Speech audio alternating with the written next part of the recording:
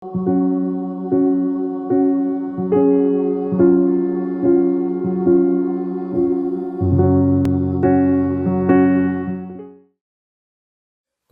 உங்கள் யாவருக்கும் ஆண்டவராகிய இயேசு கிறிஸ்து நாமத்தில் அன்பு வாழ்த்துக்களை தெரிவித்துக் கொள்கிறேன். கர்த்தர் தாமிகள் ஒருத்தனுடைய நினைப்பிற்கு வழி நடத்துவராக. நாம் தொடர்ந்து தியானித்து வருகிற பிரகாரமாய் எப்பொழுது நாம் நன்மையானவைகளை எல்லாம் அடைய முடியும் என்று சொல்லி பரிசு வேதாகம் சொல்கிறது என்ற தலைப்பின் கீழே நாம் தியானித்து வருகிறோம். யாக்கோபு 4ஆம் அதிகாரம் 8ஆம் வசனத்தில் வாசிக்கிறோம். தேவனிடத்தில் சேருங்கள், அப்போது அவர் உங்களிடத்துல சேருவார் என்று சொல்லி பார்க்கின்றோம். அப்போ தேவனிடத்துல சேருங்கள். கர்த்தாவே, உங்களுடைய பட்சத்துல நான் சேர்கிறதுக்கு எனக்கு கிருபை தாங்க. இயேசு சொல்கிறார், என்னோடு சேர்க்காதவன் சிதறடிக்கப்படுகிறான். நாம் இயேசுவோடு கூட சேர்க்கப்படாவிட்டால் நம்முடைய வாழ்க்கை சிதறடிக்கப்படுகிறதா இருக்கிறது. ஆகினால தான் நாம் தேவனிடத்தில் சேர்கிறவர்களாக இருக்க வேண்டும். உலகத்தில் அல்ல, மற்ற உலக காரியங்களில் அல்ல சேர்வது. ஒவ்வொரு மனிதனும் தேவனிடத்தில் சேர்கிறவர்களாக இருக்க வேண்டும். ஏனென்றால் தேவனிடத்தில் சேருங்கள், அப்போது அவர் உங்களிடத்தில் சேருவார் என்று சொல்லி பார்க்கிறோம். நம்முடைய வாஞ்ச விருப்பம் எல்லாம் நாம் எப்பொழுதுமே தேவனோடு சேர்கிறதைத்தான் நாம் விரும்புவர்களாக இருக்க வேண்டும். யார் உங்களுடைய நண்பன் என்று சொல்லி சொல்லுங்க, உங்களை பற்றி சொல்கிறேன் என்று சொல்லி சொல்லுவார்கள். அப்போ நம்ம சேருகிற நண்பர் யாரா இருக்கணும்னா கர்த்தராகிய இயேசு கிறிஸ்துவாக இருக்க வேண்டும். அவர் தான் நம்முடைய உற்ற நண்பராக இருக்க வேண்டும். என்னை நிறைய பேர் கேட்பாங்க, உனக்கு உற்ற நண்பர் யாருன்னா நான் எடுத்த உடனே சொல்வேன், கர்த்தராகிய இயேசு கிறிஸ்து தான் என்னுடைய நண்பர். ஆம் பிரியமானவர்களே, நாம் இயேசு கிறிஸ்துவோடு கூட அதிகமாய் சேர சேர பூவோடு சேர்ந்ததான நாரும் மணக்கிறது என்று சொல்வது போல நாம் அவரோடு சேர்கிறதுனால நம்முடைய வாழ்க்கையும் மாற்றப்படுகிறதா இருக்கிறது. நம்முடைய எல்லா ஆக்டிவிட்டிஸ், மற்ற காரியங்கள் எல்லாம் மாற்றப்படுகிறதா இருக்கிறது. ஆகினால தான் தேவனிடத்தில் சேர்கிறதுக்கு நாம் எப்போ எடுக்க வேண்டும். தேவனிடத்தில் சேரும்போது அவர் நம்மிடத்தில் சேர்கிறவராக இருக்கிறார் என்று சொல்லி பார்த்தோம். அடுத்தாக யாக்கோபு 4ஆம் அதிகாரம் 10ஆம் வசனத்தை வாசிக்கும் பொழுது, கர்த்தருக்கு முன்பாக தாழ்மைப்படுங்கள், அப்பொழுது அவர் உங்களை உயர்த்துவார். கர்த்தருக்கு முன்பாக தாழ்மைப்படுங்கள். நம்மை தாழ்த்துகிறது நிமித்தமாக நாம் உயர்த்தப்படுகிறவர்களாக இருக்கிறோம். ஆகையினால நம்முடைய வாழ்க்கையிலே தாழ்மை மிக அவசியம்.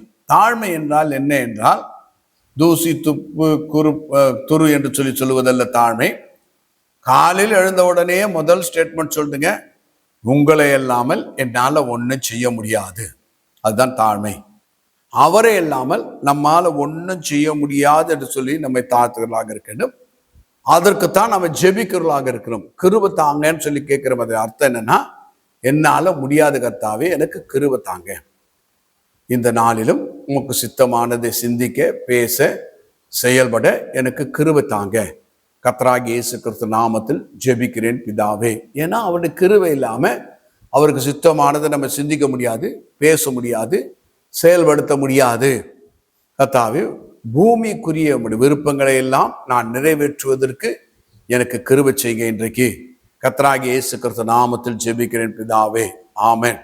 ஒவ்வொரு நாளுக்குரிய காரியங்களே ஒவ்வொரு நாளுக்கும் நாம தான் கேட்க வேண்டியவர்களாக இருக்கிறோம். அப்படி நம்மை தாழ்த்தும் பொழுது நம்ம கிருபை பெற்றுக் கொள்ளக்கூடியவர்களாக இருக்கிறோம். பாவம் மேற்கொள்ள முடியாது கிருபை எனக்கு இன்றைக்கு தந்தர்களும். கர்த்தராகிய இயேசு கிறிஸ்து நாமத்தில் ஜெபிக்கிறேன் பிதாவே, ஆமென். அப்படி சொல்லும் பொழுது பாவம் மேற்கொள்ள முடியாத கிருபை நமக்கு தருகிறார். ஏனென்றால் தாழ்த்துகிறவன் தாழ்த்தும் பொழுதுதான் கர்த்தர் நம்மை உயர்த்துகிறவராய் இருக்கிறார். தன்னைத்தானே தாழ்த்துகிறவனும் உயர்த்தப்படுவான், தன்னைத்தானே உயர்த்துகிறவனும் தாழ்த்தப்படுவான். ஆகையினால உங்களை தாழ்த்துகிறதுக்கு நீங்க வெளிப்படுத்துங்க, கேளுங்க, கர்த்தரிடத்துல ஜெபிங்கள். நான் செய்தேன், நான் பண்ணேன், நான் கட்டினேன், என்னால தான் நீங்க படிக்கிறீங்க, என்னால தான் நீங்க நல்லாகிறீங்க, என்னால தான் உங்களுக்கு எல்லாம் கிடைச்சது, நான் தான் உங்களுக்கு இதெல்லாம் செய்தேன்னு சொல்லி ஒரு நாளும் சொல்லாதீங்க. உங்களோடு கூட இருக்கிற தேவ கிருபை தான் உங்களை அப்படி நடத்தினது, நீங்கள் அல்ல. நீங்கள் ரட்சிக்கப்பட்டதோ, ஜெபிக்கிறதோ, ஆராதிக்கிறதோ, நற்கிரியை செய்கிறதோ, தேவனுடைய வசன பிரகாரம் நடக்கிறதோ எல்லாமே கிருபை. ஏனென்றால் நம்ம உயிரோடு இருக்கிறது கிருபை. இதை புரிந்து கொள்ள வேண்டும். ஆகினால் மேன்மை பாராட்டுறது நமக்குள்ள இருந்து என்றைக்குமே வரக்கூடாது. நான் முழங்காலில் இருந்தேன், நான் உபவாசம் பண்ணேன், நான் ஜெபம் பண்ணேன், நான் தான் எல்லாருக்கும் கடிதம் போட்டேன், நான் தான் எல்லாரையும் ஒன்றா சேர்த்தேன். இந்த நான் போட்டு பேசுகிற வேலையை நிறுத்திடுங்க. ஏனென்றால் தேவன் பெருமை உள்ளவர்களுக்கு எதிர்த்து நிற்கிறார், தாழ்மை உள்ளவர்களுக்கு கிருபை அளிக்கிறார். நாம் இன்றைக்கு ஜீவனோடு கூட இருக்கிறதே அவருடைய கிருபை, ரட்சிக்கப்பட்டதே அவருடைய கிருபை, அவரை பற்றி நாம் அறிந்து கொள்கிறதே அவருடைய கிருபை, பாவம் மேற்கொள்ள முடியாது இருக்கிறதே அவருடைய கிருபை. இப்போ கிருபையினால தான் எல்லாம் உண்டாயிருக்கிறது. ஆகையினால கர்த்தருக்கு முன்பாக தாழ்மைப்படுங்கள், அப்போது அவர் உங்களை உயர்த்துவார். கர்த்தாவே, நீர் எனக்கு விசுவாசத்தை கொடுத்ததுக்காக நன்றி, நீர் எனக்கு நம்பிக்கை கொடுத்ததுக்காக நன்றி, நீர் எனக்கு அன்பு கொடுத்ததுக்காக நன்றி, நீர் எனக்கு பரிசாக கொடுத்ததுக்காக நன்றி, நீர் எனக்கு உணவு கொடுக்கறதுக்காக நன்றி. எல்லாம் கர்த்தரை சார்ந்தே வாழுங்கள். அவருக்கு முன்பாக தாழ்மைப்படும் போது அவர் நம்மை உயர்த்துகிறவராக இருக்கிறார். அடுத்தாக யாக்கோபு 5ஆம் அதிகாரம் 14-15 வசனங்களை வாசிக்கும் பொழுது, உங்களில் ஒருவன் வியாதிப்பட்டால் அவன் சபையின் மூப்பர்களை வரவழைப்பானாக, அவர்கள் கர்த்தருடைய நாமத்தினாலே அவனுக்கு எண்ணெய் பூசி அவனுக்கு ஜெபம் பண்ண கடவார்கள். அப்பொழுது விசுவாசமுள்ள ஜெபம் பிணியாளியை ரட்சிக்கும், கர்த்தர் அவனை எழுப்புவார். அவன் பாவம் செய்தவனானால் அது அவனுக்கு மன்னிக்கப்படும். பார்த்தீங்களா? அப்போ உங்களில் ஒருவன் வியாதிப்பட்டால் சபையின் மூப்பொருளை வரவழைப்பானாக. அவங்க என்ன பண்ணுவாங்க? எண்ணெய் பூசி உங்களுக்காக ஜெபிப்பார்கள். அப்படி ஜெபிக்கும் பொழுது நீங்க சுகமடைவீர்கள், நீங்க படுக்கையிலிருந்து எழுப்பப்படுவீர்கள். பாவம் எதனா செய்திருந்தா கூட பாவங்களுக்கு மன்னிக்கப்படும் என்று சொல்லி இருக்கிறது. ஆகினால பிரியமானவர்களே, நம்ம வியாதிப்படும் போது சபையின் மூப்பொருளை நம்ம அழைக்க வேண்டும். பாஸ்டரையோ விசுவாசிகளை மூப்பொருள் யாரோ இருக்கிறாங்களோ சபையிலோ அவங்களை அழைத்தோம் என்றால் அவர்கள் நமக்கு எண்ணெய் பூசி ஜெபிக்கும் பொழுது நாம் சுகம் பெற்றுக் கொள்கிறோம். அப்போ தேவன் நம்முடைய சுகத்தை விரும்புகிறவராக இருக்கிறார்.